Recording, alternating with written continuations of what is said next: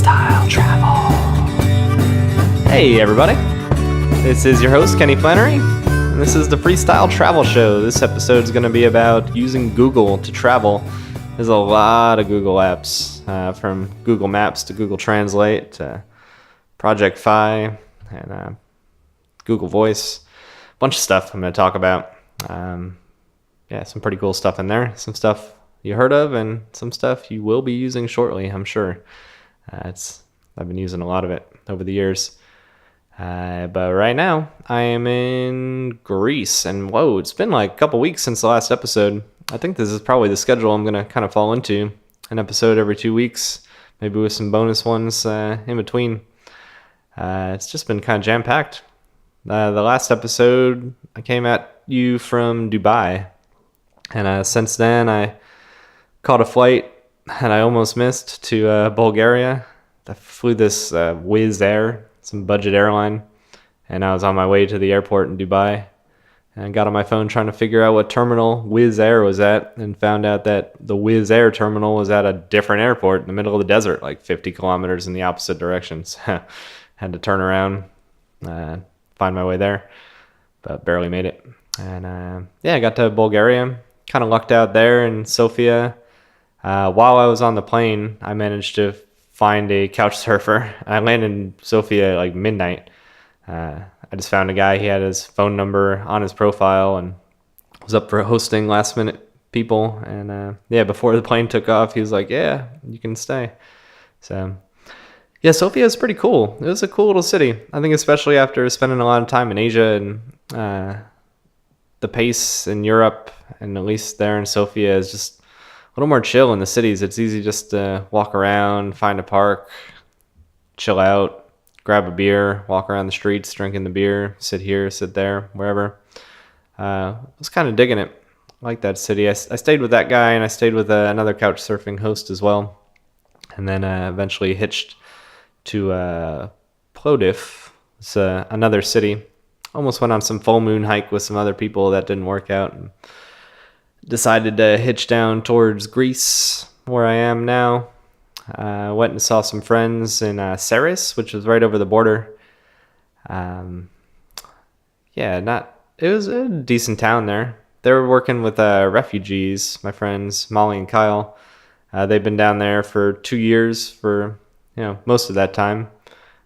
Pending, there's visa stuff. They gotta leave every so often. But I went and checked that out. Met a bunch of the refugees living there. Living in a pretty nice camp. They all got these like kind of trailer kind of things. I'm not sure what the right word is. Like little container homes, I guess.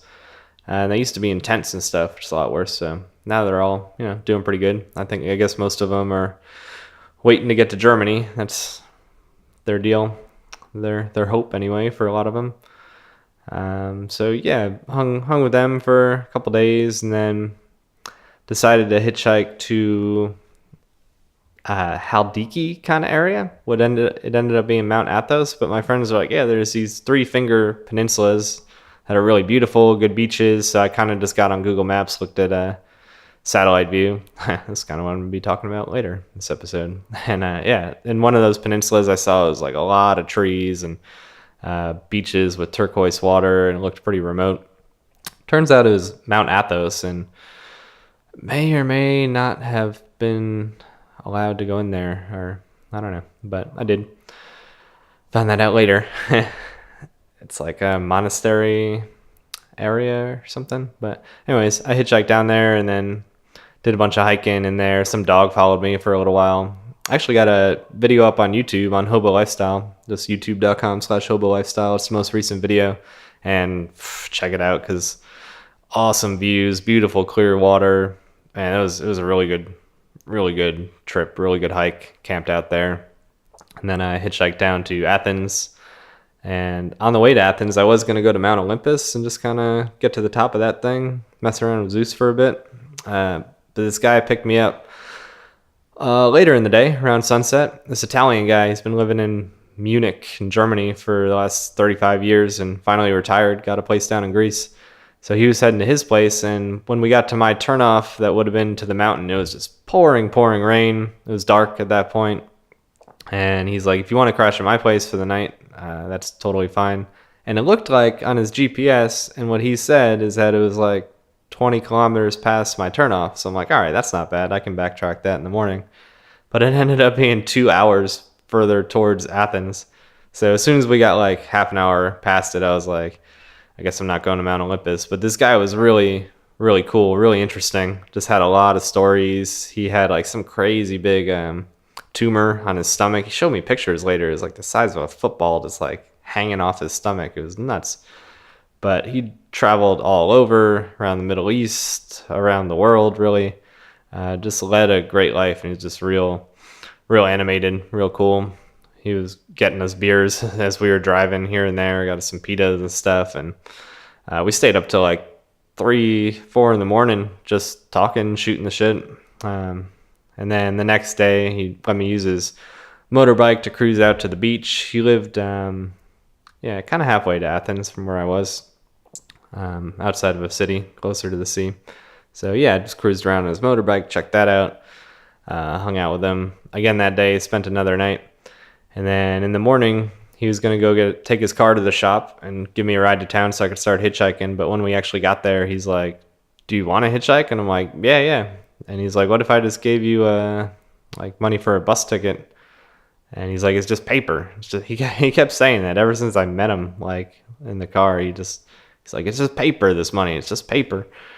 I guess, I don't know. I guess he makes quite a bit of it just flipping cars. Like even that car we were driving around, he was about to sell. Little smart car. That thing could move though. But yeah, so he gave me money for a bus ticket with a little extra. He said, this is for your pocket. It's like, sweet, man. And really cool. And yeah, took kind of the easy way to Athens. It's like a 2-hour or maybe like a 3-hour bus ride to Athens from there. And couch surfed there, hung out, checked out Athens. It's okay. And then hitchhiked to where I am now, which is Patras, still in Greece. Next step will be up towards Albania, Macedonia. We shall see. Lots of good things ahead. So yeah, caught you up there. That's what happens when I don't do an episode for a couple weeks. Got a lot to pack in there. But it's been good, and it's only going to get better. I'm digging it. But let's jump into Google, using Google to travel, because Google's pretty cool. Google. Yeah, we all use Google to search. We use Gmail, a lot of us, a lot of people, a lot of you, I'm sure. But Google's got a ton of services, features, and apps that are either designed specifically for or just work really well for travel. I was putting together a whole episode about just technology in general for travel and apps for travel, and I probably still will do that. But as I was putting that together, I realized quite a bit of what I was looking at was Google related, so might as well do a whole Google show. And they got tons of stuff. I'm about to go over it, like Google Trips, Google Maps, obviously, Google Voice, and photos, and all kinds of other little tricks. So I guess I'll start with Google Trips, because that's one of their newer apps that's designed specifically for travel. It's probably their most travel-focused app. And what Google Trips is, you can get it on Android and iPhone. And it's an app that lets you see a lot of things. So it knows where you are, obviously, like through GPS, just like the way Google Maps does. But you can open the app up and put together like day trips and things. So it sort of looks around the city, and it knows where people have hung out based on anonymous data that's sent back, and then just people like reviewing places and things. So it knows where attractions and things are. So restaurants and stuff too. So it'll know that, okay, a lot of people go here and take a photo, like a lot, or this is a museum that people go to, etc., which is really cool that it knows these spots. But more than that, it also knows how long people spend at these spots on average. So it might be like, oh, here's a viewpoint, and people usually blast up there for like 5-10 minutes and then they're gone. Or here's a museum. People usually wander around here for like 3 hours is the average or something. Um, so yeah, you can pop in there where you are, or it'll know when you open it up, and it'll just straight up tell you what's nearby and what you can go to, or it'll like design a day trip for you. And it'll show you a map and say, okay, it takes this long to walk to this museum, and most people spend 2 or 3 hours. And then after that, you might be hungry, so here's a restaurant that people usually spend like 45 minutes at. And after that, this is this viewpoint, and you can walk from that viewpoint to this place in this amount of time. It's pretty cool, pretty smart stuff that they've done. But the app also pulls from your Gmail. So you can add to it directly, but it'll pull flights and reservations from your email. So you can kind of open up the app and it'll know that you're going to San Francisco, and right there in the app, it'll show your flight itinerary, whether the flight's on time or not, show your hotel reservation. So it kind of just like collects all that and puts it into one convenient place for you, along with the day trip kind of feature, which is pretty cool actually. So definitely check that one out. First and foremost, I use it sometimes just if I'm kicking around and I'm like, where should I wander to next if I don't have a direct idea. And yeah, it gives me a pretty decent idea. Yeah, that's Google Trips. Check it out. Then Google Maps. This has got to be the most obvious one. This is probably the app I use the most on my phone. And obviously Google Maps, you can get driving directions to wherever. I'm always using it during hitchhiking just to see where I'm at, blah, blah, blah, GPS. I mean, that should be pretty obvious. But there are some kind of features in there that I'll talk about and notice that not everybody uses, and they really should. Like the main one is saved locations. So what that is if you look up a brewery, for example, you can star it. It's traditionally what you can do, like add a star. And that star stays persistent on the map forever. So let's say, a perfect example how I'll use it, I might be here in Greece, but someone's like, hey, if you're in Budapest, there's this cafe. It's really cool. You should check it out. So I'll look up that cafe and then star it. And then next time I'm in Budapest, whether it's in a week or in 3 years from now, if I'm just walking around and I open up Google Maps, I'll see that star on the map. And even if I've forgotten what it is, I'll just open it up and be like, oh, it's that cafe that person told me about. And now they've expanded that feature so you can add more lists with different icons. So there's a want to go list, and there's a little green icon for that. There's a favorites. It adds a little heart to the map.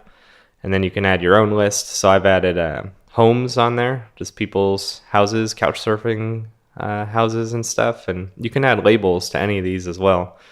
So if I'm ever staying with someone through couch surfing or whatever, I'll mark their apartment or their house on the map, and then just put a label on there like Steve couch surfing. And usually that's helpful just while I'm there. If I'm around town, then obviously I can get back. I've marked their place. Super, super handy feature. And it works not just for addresses and bars and things like that, businesses, but it also works for arbitrary locations. So I'll use this for campsites. If I'm either scoping out stealth camping, I'll mark a few spots that look possible and I'll label them as like camp spot. Or if I'm just out in the wilderness and hiking or somewhere and I find some really cool beach or something else, all you do is like long press wherever on the map, and then you can star it that way. Super cool feature, especially for hiking and things like that. I freaking love it. So if you're not using that, you really, really should be. It's super handy.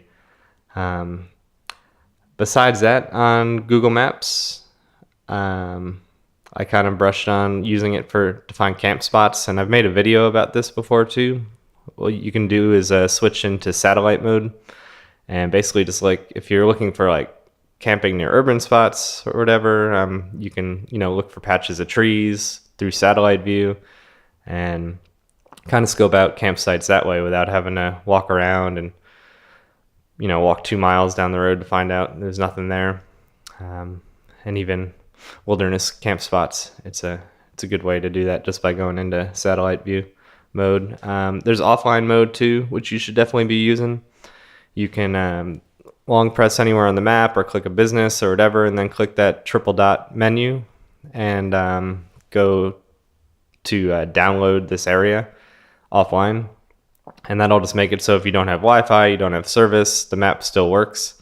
And now it works where you can even search for stuff. So even if you're offline, you can still search for coffee shop or beer store or whatever, and that'll mostly work. It's not perfect. It's not as good as being online, but all the roads will definitely come in, and you can even get like driving directions and things while you're offline. Super useful. Google Maps timeline. This is awesome. You just turn on location and the timeline within the Google Maps app, and it basically just leaves breadcrumbs like every minute or every few minutes, just leaving like showing where you've been pretty much. So this might freak some people out, but oh well. It's kind of all, if you're worried about privacy and stuff, then all this information is out there anyways, and I don't know, it's not out there, but if you're not using these features, you're not benefiting from it. I'm talking about people that are worried about NSA tracking and garbage like that. Like, that stuff's happening if you believe it's happening. So you might as well take advantage of it too.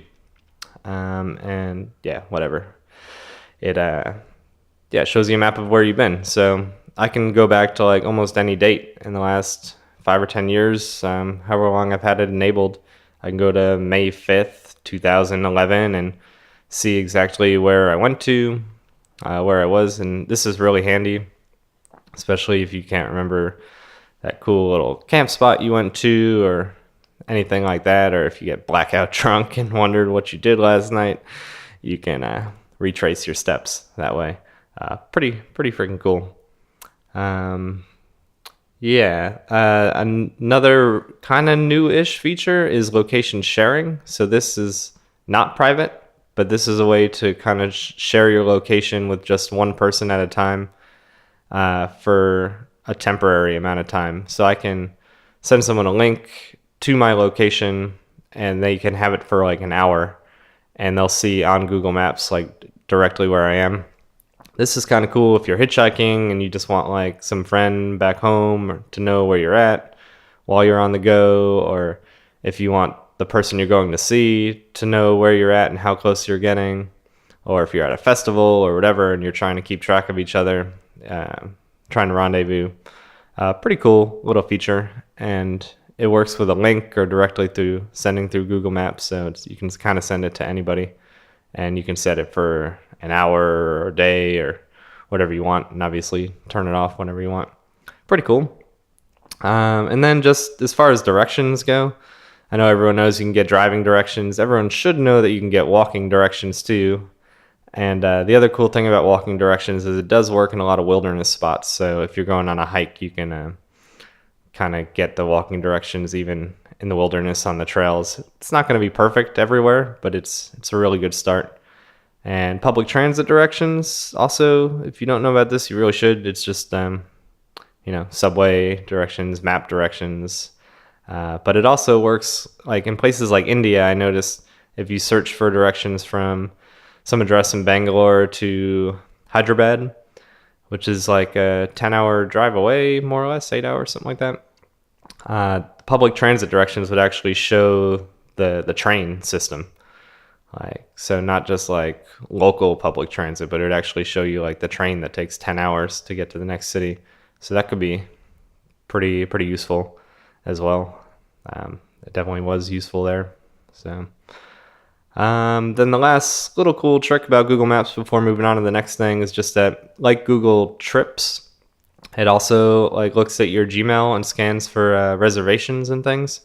So say you booked a flight to Los Angeles for next month or whatever, and then you're looking at the map in Los Angeles. If you zoom in to the LAX airport, it'll actually show what time your flight is leaving and the day, which is kind of cool. Especially the airport you're leaving from, you kind of zoom in, you see, and you're like, oh, yeah, okay. June 6th at whatever time. That's when that's happening. Yeah, same with the hotel. You'd zoom in on your hotel and it'll be like, yeah, you're reserved for this day. So pretty cool little subtle feature, but kind of neat. Yeah, Google Maps. That's Google Maps. And Google Voice. That's the next one. Google Voice is super cool. I've had it for over 10 years. It used to be called Grand Central, and then Google bought them. But what it is a way to choose your own phone number. You can use your existing one, or you can choose a new one. And then that you can have that phone number forward to whatever number you want, and you can change that at will. And you can manage your text messages and voicemails and even make calls online. So you can have a US number, for example, but you can be away out of the country. Maybe you canceled your regular phone, but because you still have your Google Voice number, you can send texts and read what people are sending you without having phone service even, really. Really, really handy. And I had it once when I took my phone on the river like an idiot and got wet and got ruined. So I just went on and switched my Google Voice number to, instead of pointing at my main phone number, I pointed at my buddy's phone. So for the 2 or 3 days I didn't have a phone where it took to replace it, he was just getting my calls and getting my texts, and I'd be right there, and that was pretty handy, just so I could still keep in touch with everybody.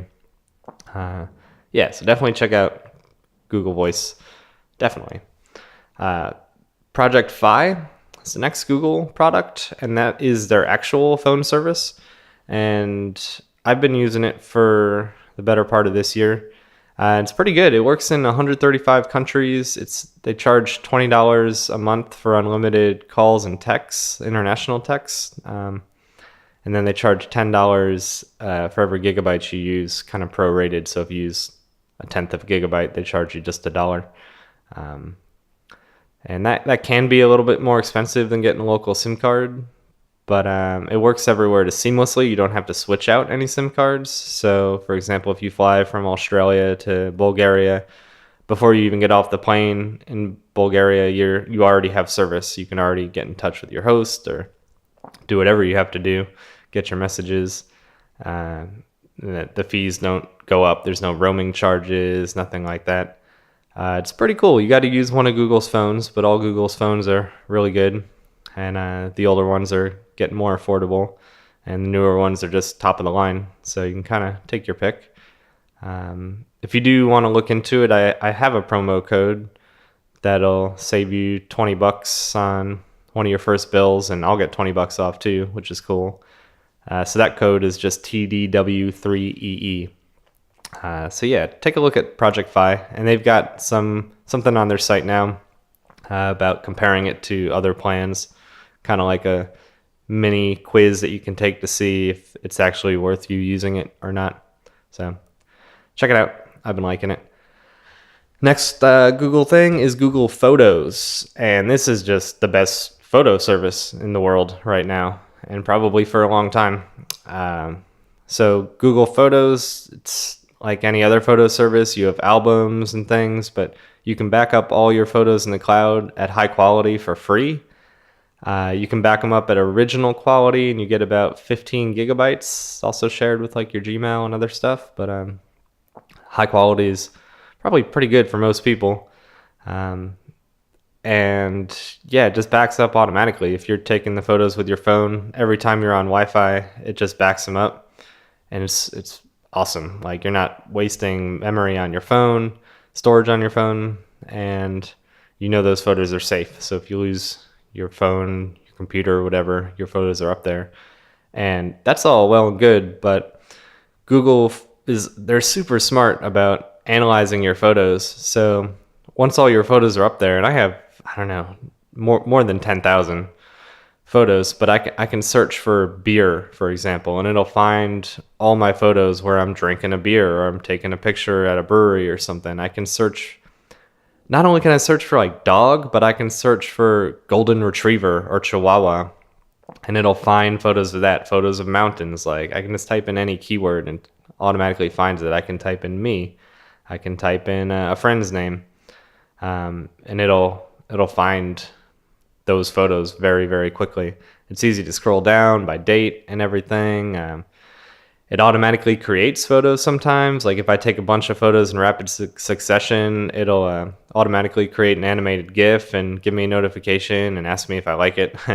It'll create movies in the background. It'll stylize photos. It's just really, really cool. It'll even automatically create albums if I take a bunch of photos during a couple days in a few places.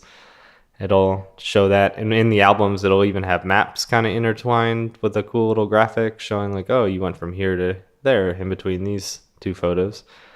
It's just really cool. I can't say enough about Google Photos. There's nothing really that close to it. It's just the best. So if you're not already using it, you should. And next would be Google Drive. Kind of the same thing. It's a way to keep all your stuff in the cloud, just like your photos. You can just put anything in there, any file you want, you can store on your Google Drive. And again, it's part of that 15 gigabytes for free that Google gives you. And there's Google Docs and Google spreadsheets, Google Sheets, I guess, and those don't count towards your storage, but pretty good if you want to store other kinds of files on there. And for travel, that's great because if you get something lost or stolen or broken, at least you're not losing your files. Like when I lost my laptop a few weeks ago, or it got stolen rather, I mean, it was a big friggin' bummer that I lost that, but I didn't lose any of my data because it was all on Google Photos, Google Drive.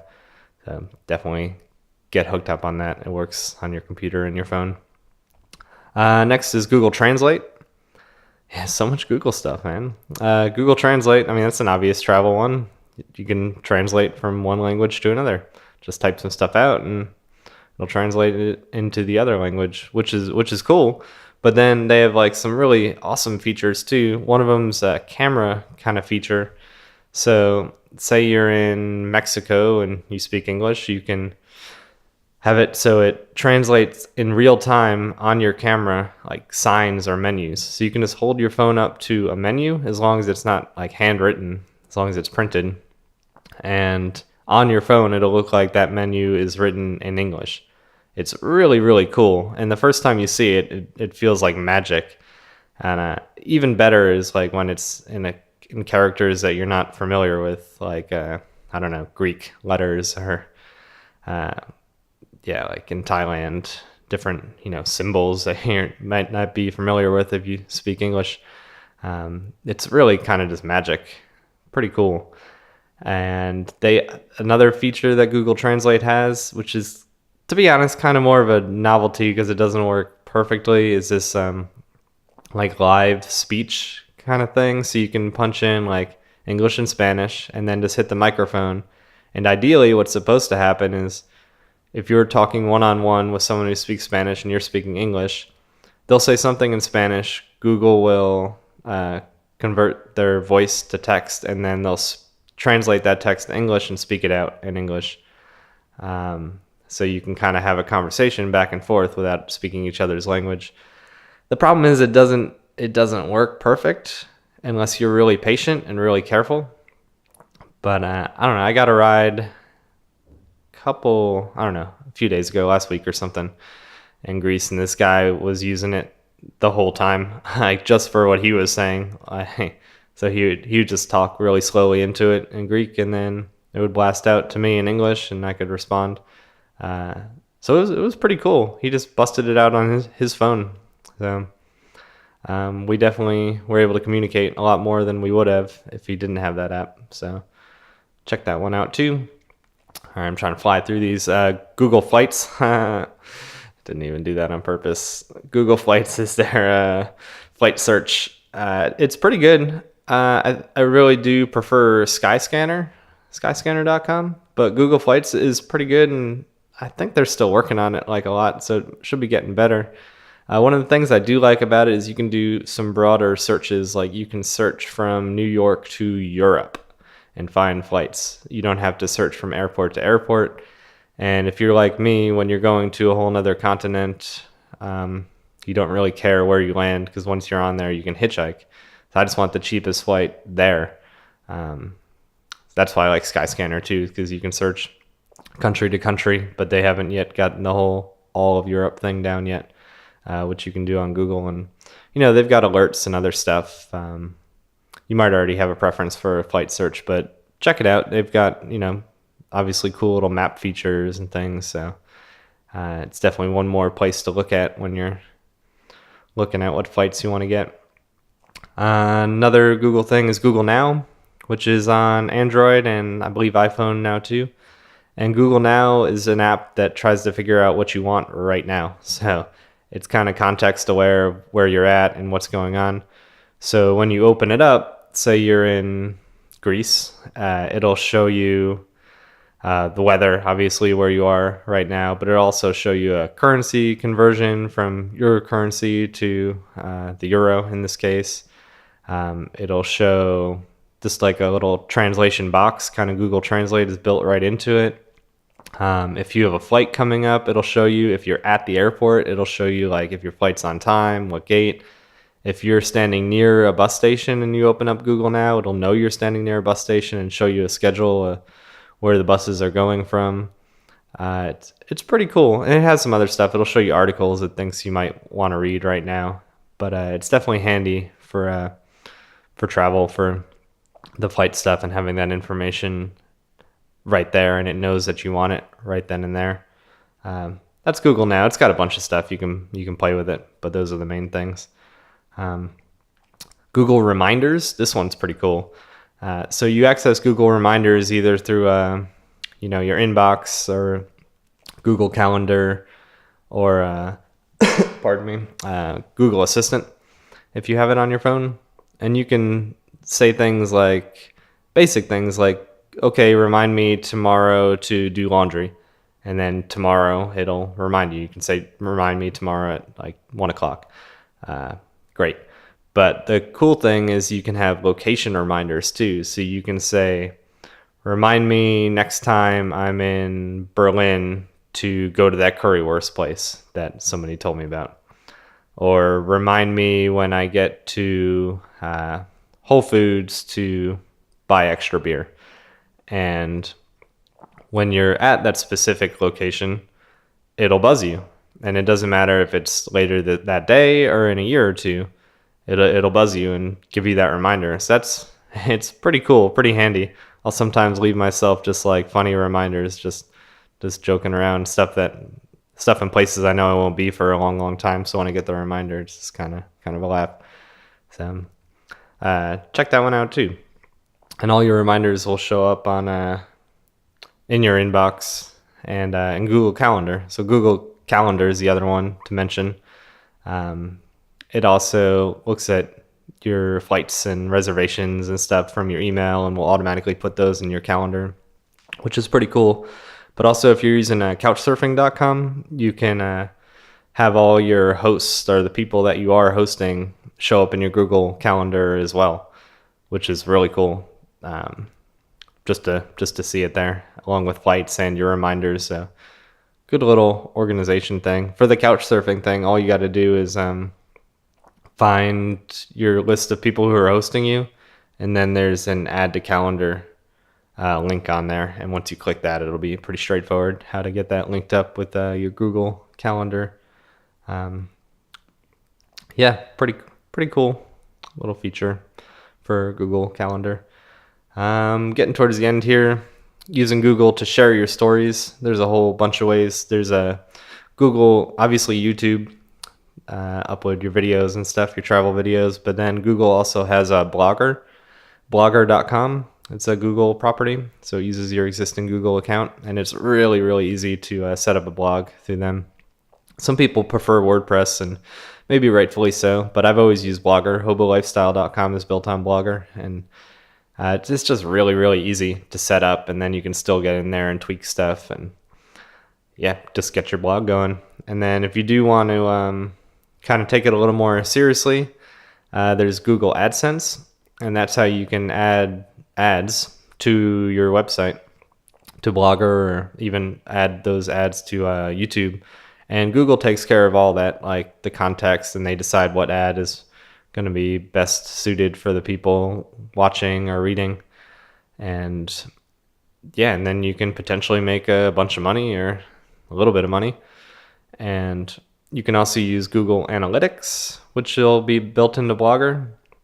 And Google Analytics will show you where people are coming from, how long they're staying on the page, just how many visitors in general you're getting every day, every week, every month to your website, which is also pretty handy just to know. You can dive really, really deep with Google Analytics. So yeah, that's the main thing. There's a few more tricks for Google, but some of them are, I don't know, there's Google Music. You can upload all your music for free. I think up to like 50,000 songs, which is obviously good for traveling. And a lot of those songs you can keep offline, but also just like your email, you can just log into any computer and your whole music library is there. So I use that when I'm traveling. There's Google Wallet. It's like Venmo or PayPal, basically just a way to send money in between people. And Google Keep, that's a little note-taking Google app. You can leave reminders on there to make little drawings while you're on the go. I really like Google Keep. It's cool, nice little app.